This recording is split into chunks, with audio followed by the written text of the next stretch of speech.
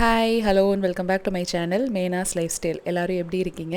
நாங்கள் எல்லாருமே ரொம்ப நல்லா இருக்கோம். நம்ம சேனலை சப்ஸ்கிரைப் பண்ணியிருக்க சப்ஸ்கிரைபர்ஸ் எல்லாத்துக்குமே என்னோட மனமார்ந்த நன்றிகள். இப்போ தான் என்னோடய வீடியோவை நீங்கள் ஃபஸ்ட் டைம் பார்க்குறீங்கன்னா இந்த வீடியோ ஃபுல்லாக பார்த்துட்டு பிடிச்சிருக்கு அப்படின்னா மட்டுமே சப்ஸ்கிரைப் பண்ணுறதுக்கு கன்சிடர் பண்ணுங்கள். இன்றைக்கி இந்தியன் விலாக் இந்தியாவிலிருந்தே பார்க்கலாங்களா? வந்து இறங்குனதுலேருந்தே பேக் டு பேக் ட்ராவல்லையே தான் போகுது. இதில் ஜெட்லேக் வேறு இருந்துச்சு அப்படிங்கிறதுனால நிறைய வீடியோஸை வந்த உடனே என்னால் எடுக்க முடியலை.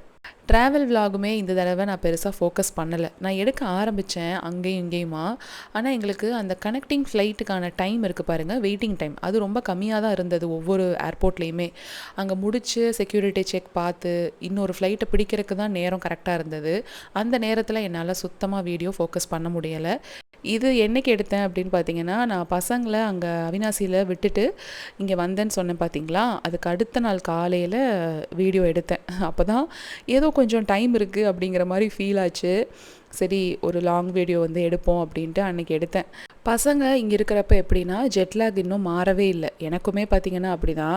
காலையில் 3 மணி 4 மணிக்கெல்லாம் அவனுங்களுக்கு முழிப்பு வந்துடுது. நான் அப்படியே கொஞ்சம் கட்டுப்படுத்தி இன்னும் கொஞ்சம் நேரம் தூங்கலான்னு தூங்கி எந்திரிக்கிறேன். அப்படியுமே 6:30 அதுதான் மேக்ஸ். 6:30க்கு மேலெலாம் தூக்கம் வர்றதில்ல. எந்திரிச்சு வெளியில் வந்துடுவோம். எனக்கு முன்னாடியே பசங்க எந்திரிச்சு ப்ரஷ் பண்ணி ஒரு ரவுண்ட் எங்கள் அப்பா கூட எங்கேயாவது போயிட்டும் வந்துடுறானுங்க பால் வாங்குறதுக்கு. அப்படி தான் போயிட்டுருக்கு.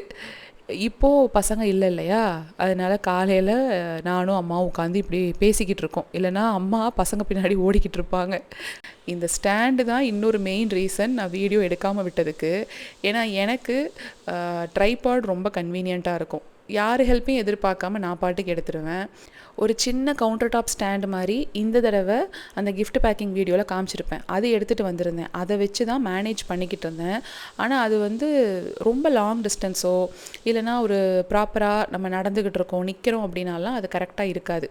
இந்த ஸ்டாண்டு தான் அதுக்கு கரெக்டாக இருக்கும். போன தடவை தம்பி கல்யாணத்துக்கு நான் வந்தப்போ நான் வாங்கிட்டு வந்து இங்கே வச்சுருந்தேன். இங்கேயே இருக்கட்டும், வந்தால் யூஸ் பண்ணிக்கலாம் அப்படின்னு.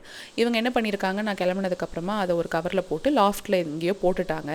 அதை கண்டுபிடிக்கவே முடியல. இப்போ நான் வந்து இத்தனை நாள் ஆயிடுச்சு அதை தேடி எடுத்து கொடுக்கறதுக்கு.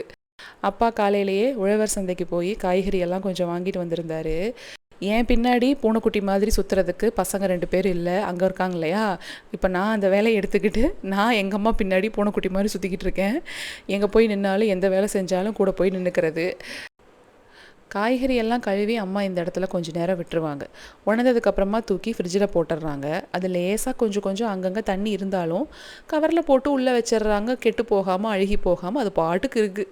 நான் தான் சொன்னேன், நான் அவ்வளோ பக்குவம் பார்த்து அவ்வளோ பாக்ஸை போட்டு அதெல்லாம் வச்சாலும் ஒரு வாரத்துக்கு மேலே தாங்க மாட்டேங்குதுமா அப்படின்னா, காய்கறியோட குவாலிட்டின்னு ஒன்று இருக்குல்ல, அப்படி கூட இருக்கலாம்.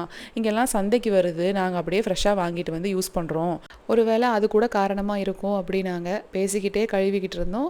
குட்டி மாப்பிள்ளை எந்திரிச்சு வந்துட்டார். தூங்கி எந்திரிச்சிட்டான்னு 7 7:30 அப்படின்னா ஆஜராகிருவார். அட்டண்டன்ஸ் போட்டுட்டு அவரை கொஞ்சினா தான் அந்த நாளே கரெக்டாக ஸ்டார்ட் ஆகிற மாதிரி ஒரு ஃபீல் இப்போல்லாம்.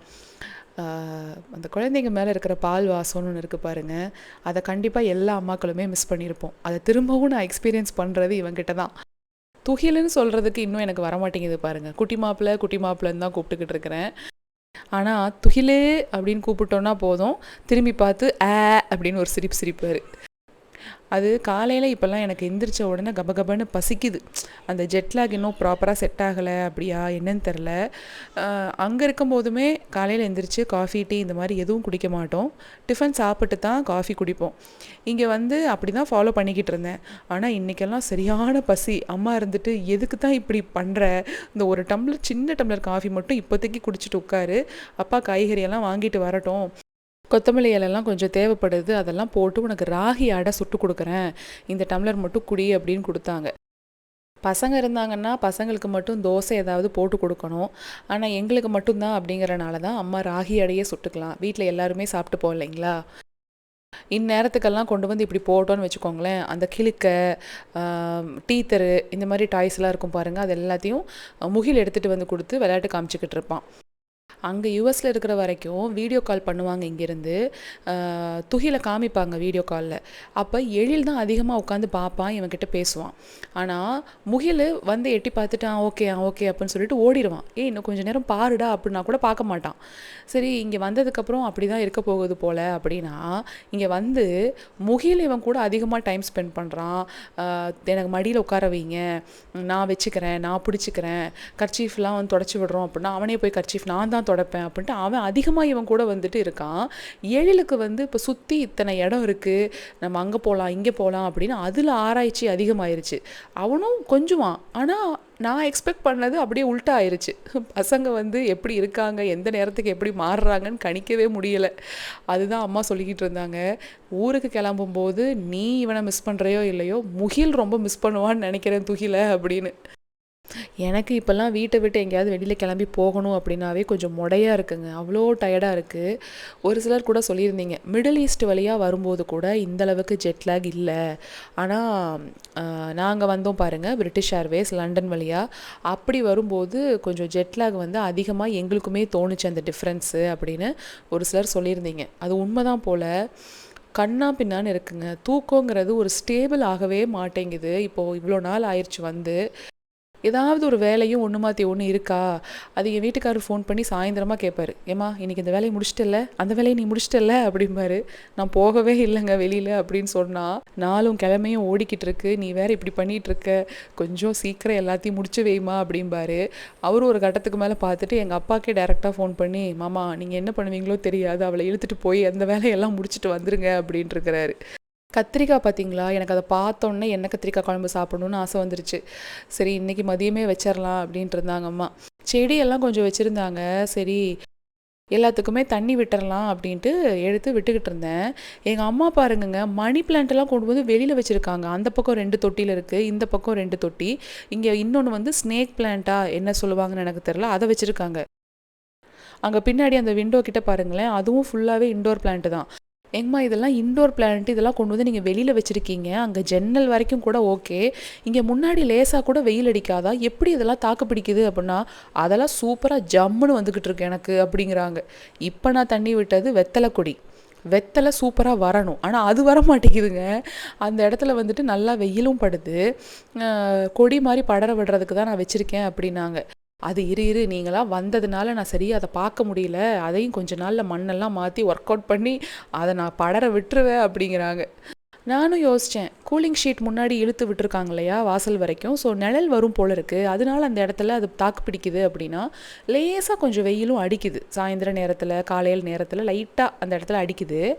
ஆனாலும் அது சர்வைவ் ஆகுது. ஒரு சிலர் என்னோடய வீடியோஸ் பார்த்துட்டு சொல்லுவீங்க, இந்த யூடியூபர்ஸ்க்கு மட்டும் எப்படி தான் இந்த மணி பிளான்ட்டு அழகாக இருக்கோ, நம்மலாம் வச்சா வரவே மாட்டேங்குது, காஞ்சு போயிடுது அப்படின்னு. அங்கே எங்களுக்கு சென்ட்ரலைஸ்டு ஏசி ரன் ஆகிட்டே இருக்கும், டெம்பரேச்சர் ஸ்டேபிளாக மெயின்டைன் ஆச்சு அப்படின்னா அந்த அந்த டெம்பரேச்சருக்கு ஏற்ற மாதிரி அது சர்வைவ் ஆகுது போல் இருக்குது.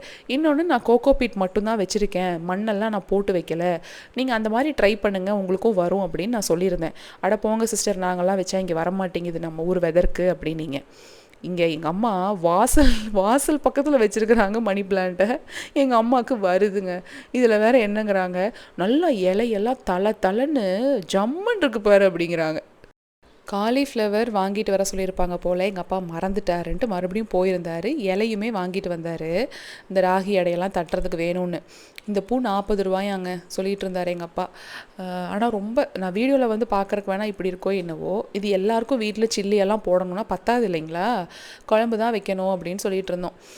அப்பா இருந்துக்கிட்டு இல்லைம்மா நீ சில்லி போட்டு கொடு அப்படின்ட்டு இருந்தார். ராகி அடை ரெசிபி நானே நம்ம சேனலில் நிறைய தடவை ஷேர் பண்ணியிருக்கேன், ஷார்ட்ஸில் கூட இருக்குது. ஆனால் அம்மா இந்த தடவை எப்படி பண்ணுறாங்க அப்படின்னு உங்களுக்கு நான் ஜஸ்ட் அப்படியே ஒரு கிளிம்ஸாக காமிக்கிறேன். இங்கே பேனில் எண்ணெய் விட்டு கடுகு, கடலைப்பருப்பு, உளுத்தம்பருப்பு கூட கொஞ்சமாக சீரகம் நான் காமிக்கிறேன் பாருங்கள். இந்த அளவு தான், சும்மா ஒரு டீஸ்பூன் அந்த அளவுக்கு இருந்தால் போதும்.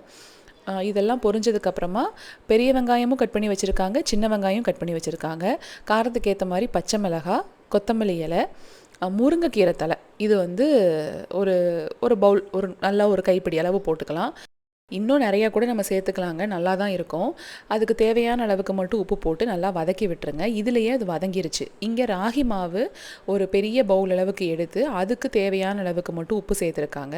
வதக்கி வச்சுருக்கிறதையும் உள்ளே சேர்த்துட்டு வேர்க்கடலை ஒன்றும் பாதியுமாக உடச்சி இப்படி சேர்த்துக்கலாம். இது எல்லாத்தையுமே நல்லா கலந்து விடணும். தண்ணி லேசாக தெளித்து தான் இந்த மாதிரி பக்குவத்துக்கு பிசைஞ்சு எடுக்கணும். நான் என்ன பண்ணுவேன்னா எல்லாத்தையுமே பச்சையாகவே உள்ளே போட்டு அப்படி தான் நான் சுடுவேன். அம்மா வதக்கிட்டு உள்ளே சேர்த்துக்கிறாங்க.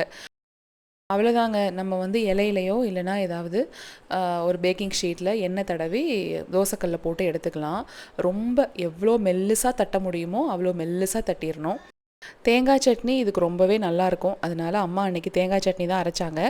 அரை மூடி தேங்காயை கட் பண்ணி உள்ளே சேர்த்துட்டு ஒரு 4-5 முந்திரி பருப்பு, ஒரு அரை இன்ச் அளவுக்கு இஞ்சி, ஒரு கைப்பிடி அளவுக்கு பொட்டுக்கடலை, காரத்துக்கு ஏற்ற மாதிரி 2 பச்சை மிளகாய், அதுக்கப்புறம் உப்பு, சும்மா ஒரு இனுக்குன்னு சொல்லுவாங்கள்ல அந்த அளவுக்கு மட்டும் கொத்தமல்லி இலை. இதை அரைச்சி நம்ம தாளிக்கணும் அப்படின்லாம் இல்லை, ப்ளெயினாக இப்படியே இருந்தால் ரொம்ப நல்லாயிருக்கும். நான் எப்போவுமே இதுக்கு தக்காளி சட்னி மாதிரி ஒன்று அரைச்சி வச்சுப்பேன்.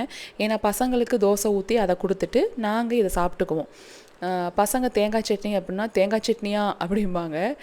ஆனால் சிம்பிளாக தேங்காய் சட்னி அரைச்சோம் அப்படின்னாலும் இந்த ராகி அடைக்கு ரொம்ப நல்லாயிருக்கும். இப்போல்லாம் கன்சிஸ்டண்ட்டாக லாங் வீடியோஸ் போடவே முடியறதில்ல. ஷார்ட்ஸ்லேயுமே சொல்லியிருந்திருப்பேன். அதுக்கு ரீசன் என்னென்னா வீடியோ எடுக்கவே முடியலைங்க. எடுத்தாலும் அதை எடிட் பண்ணுறதுக்கு ஒரு சரியான டைம் அமையவே மாட்டேங்குது. ஃபுல்லாக வீடு நிறைய ஆட்கள் இருக்கும்போது நமக்கு வந்து வாய்ஸ் ஓவர் கொடுக்கவும் முடியலை. அதனாலேயே எனக்கு வந்து நைட் டைமில் எல்லோரும் தூங்கினதுக்கப்புறம் தான் கொடுக்க முடியும். ரொம்ப இந்த தூக்கம் வந்து மாறாமல் இருக்குன்னு சொன்னேன் பார்த்தீங்களா, அதனால எதுலேயுமே ப்ராப்பராக என்னால் ஃபோக்கஸ் பண்ண முடியலை.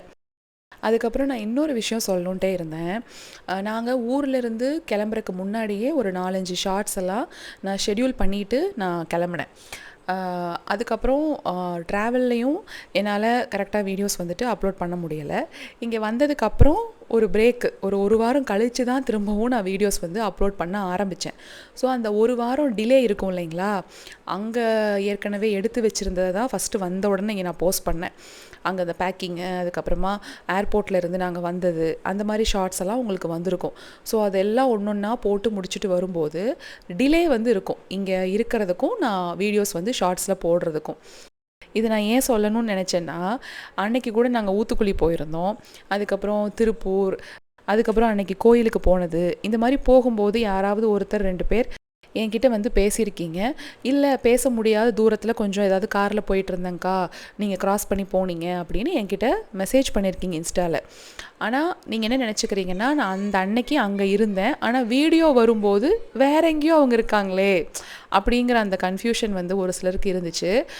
ஒரு சிலருக்கு வீடியோவில் வர்றது பிடிச்சிருக்கு, உங்களை பற்றி நான் சொல்லணும் அப்படின்னும் பிரியப்படுறீங்க. ஆனால் அந்த அன்னைக்கு ஷார்ட்ஸில் நான் வேறு ஏதோ போடும்போது நம்ம இன்றைக்கி அவங்கள பார்த்துட்டு வந்தோமே, அவங்க சொல்லாமல் விட்டுட்டாங்களே அப்படின்னு எனக்கு மெசேஜ் பண்ணுறீங்களா. ஸோ அதுக்காக தான் இப்போ நான் எக்ஸ்பிளைன் பண்ணேன்.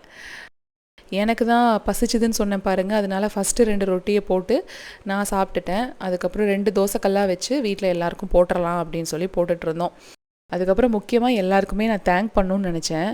ஏன்னா வீடு வந்து பார்த்துட்ருக்கோம் ரெண்ட்டுக்கு, தெரிஞ்சால் சொல்லுங்கள் அப்படின்ட்டு ஷார்ட்ஸில் கேட்டிருந்தேன் இல்லைங்களா. நிறைய பேர் பார்த்து நிறைய ஷேர் பண்ணியிருந்தீங்க. ஒரு சிலது நாங்களே வெப்சைட்டில் பார்த்தது தான், அது போட்டிருக்காங்க. உள்ளே போய் விசாரித்து கேட்டு காண்டாக்ட் பண்ணோன்னா இல்லைங்க அது போயிருச்சு அப்படிங்கிறாங்க. ஆனால் ஏன் இன்னும் வெப்சைட்டில் வச்சுருக்காங்க அப்படின்னே தெரியலை. இந்த மாதிரி நிறைய பார்த்து ஒன்றுமே செட் ஆகாமல் தான் நான் சரி வீடியோவில் கேட்டு பார்ப்போம் அப்படின்ட்டு கேட்டேன்.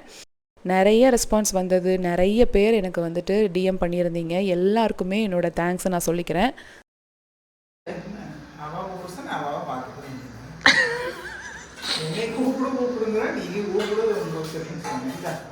பிளேட்டெல்லாம் எடுத்து வச்சுட்டு சாப்பிட்றதுக்கு எல்லாம் ரெடி ஆகிட்டு இருந்தாங்க.